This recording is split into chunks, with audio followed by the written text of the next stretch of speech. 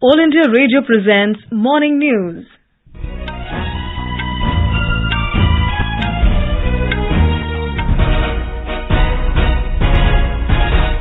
Good morning. I am Ibrahim Moustafa. The headlines. Prime Minister Narendra Modi to share his thoughts in Mann Ki Baat program on All India Radio at 11 a.m. today. Prime Minister says India is ready to contribute to any peace process between Russia and Ukraine. Elaborate arrangements put in place for assembly elections in Nagaland and Meghalaya tomorrow. Crown Prince and Princess of Denmark arrive in New Delhi on a 4-day visit to India. Indian Greco Roman wrestler Ankit Gulia bags bronze medal in Ibrahim Moustafa ranking series at Alexandria in Egypt. And in cricket, Australia to take on South Africa in T20 Women's World Cup final at Cape Town today.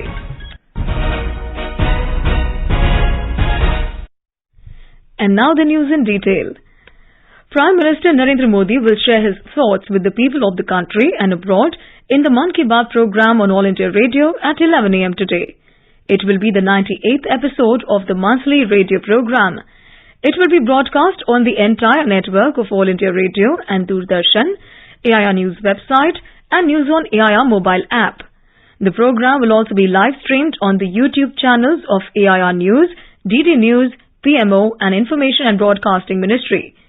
AIR will broadcast the program in regional languages immediately after the Hindi broadcast. Prime Minister Narendra Modi has said that since the beginning of the developments in Ukraine, India has insisted on resolving this dispute through dialogue and diplomacy. In his press statement after holding talks with German Chancellor Olaf Scholz in New Delhi yesterday, Mr. Modi said India is ready to contribute to any peace process. He said the effects of the COVID pandemic and the Ukraine conflict have been felt across the whole world. Mr. Modi added that these have had a particularly negative impact on developing countries and India expressed its shared concern about this. The Prime Minister said both India and Germany agreed that these problems can only be solved through joint efforts and even during India's presidency of the G20. He added that India has also agreed that reform of multilateral institutions is necessary to reflect global realities in a better way. The Prime Minister said this is evident from India's active participation within the G4 to reform the UN Security Council. The Prime Minister said India is encouraged by Germany's interest in opportunities arising out of Make in India and Atmanirbhar Bharat. Mr. Modi said Chancellor Scholz understands that many possibilities of India-German ties. He said they discussed the issues of mutual interest as well. The Prime Minister said India and Germany have strong ties based on shared democratic values and a deep understanding of each other's interests. Bharat और Germany के मजबूत संबंध साझा लोकतांत्रिक मूल्यों और एक दूसरे के हितों की डीप अंडरस्टैंडिंग पर आधारित है। दोनों देशों के बीच सांस्कृतिक एवं आर्थिक आदान प्रदान का भी लंबा इतिहास रहा है। विश्व की दो बड़ी लोकतांत्रिक अर्थव्यवस्थाओं के बीच बढ़ता सहयोग दोनों देशों की जनता के लिए तो लाभकारी है ही, आज के तनावग्रस्त विश्व में इससे एक सकारात्मक संदेश भी जाता है। The first G20 finance ministers and central bank governors meeting concluded in Bengaluru yesterday after adopting the chair's summary and outcome document that laid the roadmap of the way forward. The meeting concluded by reiterating its commitment to enhance international policy cooperation and steering the global economy towards securing strong, sustainable, balanced and inclusive growth. The Economic Affairs Secretary in the Ministry of Finance, Ajay Seth, spoke exclusively to AIR News on some of the decisions taken by the finance ministers and central bank governors during the 2-day meeting. कई बातों पर बड़ी महत्वपूर्ण निर्णय लिए गए, जिसमें से मल्टीलैटरल डेवलपमेंट बैंक हैं जैसे world bank, Asian development bank, ये किस तरह से 21वीं शताब्दी के जो चैलेंजेस हैं उनका सामना करने के लिए, उसमें देशों की मदद करने के लिए कैसे काम करें। विभिन्न देशों के कर्जों की जो एक परिस्थिति है बहुत ज्यादा हो गई है, उसमें उन देशों की कैसे से मदद की जाए। फिर जो हमारे शहर हैं, इन शहरों को एक सस्टेनेबल कैसे बनाया जा सके, तो उनकी फाइनेंसिंग कैसे हो। ये भी चर्चा हुई कि जो ये 20 बड़े देश या बड़ी इकोनॉमीज के बारे में बात कर रहे हैं, ये अपनी पॉलिसीज को किस तरह से एक दूसरे के साथ कोऑर्डिनेट करें, इसके बारे में भी वहां चर्चा हुई। In Maharashtra, Chhatrapati Sambhaji Nagar is all set to host the Women 20 W20 in an official G20 engagement group inception meeting from tomorrow. Pursuit of gender equality, equity and dignity for women-led development is the theme of the meeting that will take place over a period of 2 days under Indian presidency of G20. More than 150 delegates are expected from G20 countries to attend the meeting. Union Minister for Women and Child Development, Ms. Smriti Irani, will inaugurate the meeting. Union State Minister for Finance, Dr. Bhagwat Kishan Rao Karad, will be the chief guest for the opening ceremony. Union Minister for Information and Broadcasting and Sports Youth Affairs Minister Anurag Singh Thakur has said that at the Y20 summit, India will not only speak but also provide an audience to the youth across the world to be heard in the world's largest democracy. The Union Minister was addressing a Youth 20 consultation program in Raipur.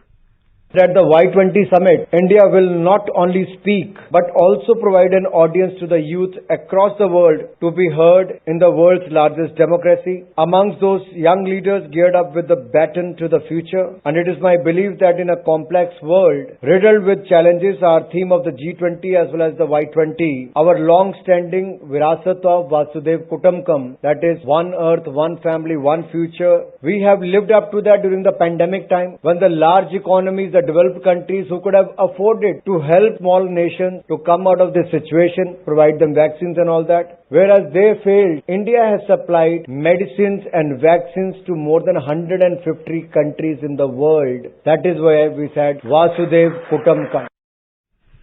While interacting with the youth, the Union Minister said that young people are the stakeholders in the present and are builders of tomorrow. As youth are leveraging the disruptive technology to stay ahead of the curve and find local solutions to global socio-economic problems. No distance, difference or boundary has stopped Indian youth from driving social change as well as steer Fortune 500 companies with elan. This vigor, vitality and vibrancy of our youth is unmatched. I have said it before and I will reaffirm it today. Young people are the stakeholder in the present and are builder of tomorrow. Since the youth will inherit the future they build, it is imperative that the world pay heed to their words and provide a meaningful platform to channelize their emotions, energy and actions. This is All India Radio giving you the news. For quick news updates round the clock, follow us on Twitter at AIR News Alerts. Elaborate arrangements have been made for assembly elections in Nagaland and Meghalaya tomorrow. In Nagaland, polling personnel along with poll materials is being dispatched to voting booths. 268 polling teams deputed in far-flung areas were dispatched yesterday evening. DGP along with CEO and other senior officials visited Wokha and Mokakchung districts in the last 48 hours to review the law and order situation. Our correspondent reports that additional paramilitary forces have been deployed across the state and vigil has also been intensified along the Indo-Myanmar border. More from our correspondent. Elaborate and effective measures have been made to ensure free and fair election in Nagaland. There are a total of 2,315 polling stations in the state. All the polling booths will be guarded by the security forces. At least half of the polling centers will be covered by webcasting or videography. 368 polling booths will be managed by women officials and 4 booths will be run by Divyangs. There will be also 15 numbers of model polling stations. All the polling booths will have minimum basic facilities including drinking water, toilets and electricity. With 37 voters, Merapani polling stations has the lowest number of electors. Mukoksang Town Assembly seat has lowest numbers of voters of 8,302. On the other hand, with over 74,000 voters, Khaspani 1 constituency has distinction of having the highest numbers of voters. With Asono, Manas Pratim Sharma, AIR News, Kohima. In Meghalaya, polling parties have left for difficult polling stations. A total of 369 candidates, including 36 women, are in the fray for 59 assembly constituencies in the state. The election in Sohyong constituency was adjourned due to the demise of a UDP candidate. Chief Electoral Officer F.R. Kongongnor informed AIR News that webcasting of polling will be held in about 1,000 polling stations to ensure fair and free polling in Meghalaya. A report. Chief Electoral Officer A.F.R. Karkongnor informed that all arrangements have been made and polling is expected to be peaceful. 119 companies of armed forces, including CRPF, have been deployed and all districts have been geared up. All the districts are fully geared up to ensure that the poll process is conducted smoothly, and through some of the pictures and the videos that we have received, it seems that things are going on smoothly. So I salute all the polling parties for the hard work that they are doing. Meanwhile, all major parties are fighting Meghalaya Assembly elections alone, while BJP and Congress aspire to contest from all 60 constituencies. The NPP has fielded its candidates in 57 constituencies, while the TMC has fielded at 58 places in the state. However, polling will be held in 59 constituencies following the adjournment of election in Shoinang. Lakshmi, AIR News, Shillong. The Crown Prince of Denmark, Frederik Andre Henrik Christian, and Crown Princess Mary Elizabeth arrived in New Delhi this morning on a 4-day visit to India.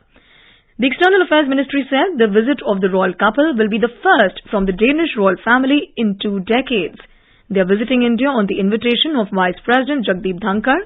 During the visit, the Crown Prince will meet Vice President Dhankar and also call on President Draupadi Murmu. The Crown Prince and the Crown Princess will also travel to Agra and Chennai. India and Denmark, as vibrant and open democracies, share common values of a rules-based international order and convergence of views on significant multilateral issues. The visit is expected to further strengthen and enhance the close and friendly ties between India and Denmark. On to sports now. Indian Greco Roman wrestler Ankit Gulia has won a bronze medal in the Ibrahim Moustafa ranking series in Alexandria, Egypt yesterday. 19-year-old Ankit, who lost 9-0 to Georgian Otar Abdulaziz, got the better of Nurzighed Keneshbuk Ulu of Kyrgyzstan 9-0 in the repechage round. The Indian grappler won the medal after Iranian 67 kg Olympic champion Mohammad Reza Abdulhamid Gherei withdrew from the bronze medal match due to an injury. In the ICC Women's T20 World Cup, the final between South Africa and Australia will be played at Newlands Cricket Ground in Cape Town, South Africa today. The match will begin at 6:30 p.m. Indian Standard Time. Australia beat India in the semi-finals, while South Africa overcame England to reach the final. Sharad Kamal, Satyan Gyaneshekaran and Manika Batra will spearhead the Indian challenge in the World Table Tennis Star Contender scheduled to be held in Panjim from tomorrow. This is the first time Goa is hosting the tournament. Sharad, along with Satyan, Pius Jain and Wesley De Rosario, will lead the charge in the men's singles draw for India, while the women's singles will see Manika spearhead the challenge with Shrija Akula and Suhana Saini. And now for a look at today's newspapers, it's over to Subhadra Ramachandran. Thank you, Sarah. All dailies have widely noticed the German Chancellor's visit to India. Hindustan Times on its front page writes, PM Modi shows discuss Ukraine G20 presidency, while the Sunday Pioneer headlines, India ready to aid Ukraine peace process, says Modi. G20 Fin meet ends without communique, writes the Economic Times, while the Hindu Business Line reports G20 achieves consensus on debt resolution but not on communique. The Hindu quotes Union Home Minister Amit Shah in its headline, BJP's doors closed forever for Nitish. The senior leader was addressing a public rally in Bihar's West Champaran. Dailies have also noticed Congress Party's plenary at Raipur. Hindustan Times quotes Sonia Gandhi in its headline, happy to end innings with Bharat Jodo. Sunday Express notes, decks cleared for 2 Aussie universities to set up campuses in Gujarat. Tejas to make debut at Foreign Air Drill, writes the Asian Age, adding IAF will join with 5 LCAs, 2 C-17 aircraft and UAE's exercise desert flag. And finally, for Rajamouli fans, there's news to cheer again. RRR bags 4 awards at Hollywood Critics Association, writes the Sunday Pioneer. With that, it's back to you, Sarah. Thanks, Subhadra. And now before we end the bulletin, the headlines once again. Prime Minister Modi to share his thoughts in Mann Ki Baat program on AIR at 11 a.m. today. Prime Minister says India is ready to contribute to any peace process between Russia and Ukraine. Elaborate arrangements put in place for assembly elections in Nagaland and Meghalaya tomorrow. Crown Prince and Princess of Denmark arrive in New Delhi on a 4-day visit to India. Ankit Gulia bags bronze medal in Ibrahim Moustafa ranking series at Alexandria in Egypt. And in cricket, Australia to take on South Africa in T20 Women's World Cup final at Cape Town today. And with that, we end the morning news. Have a great day.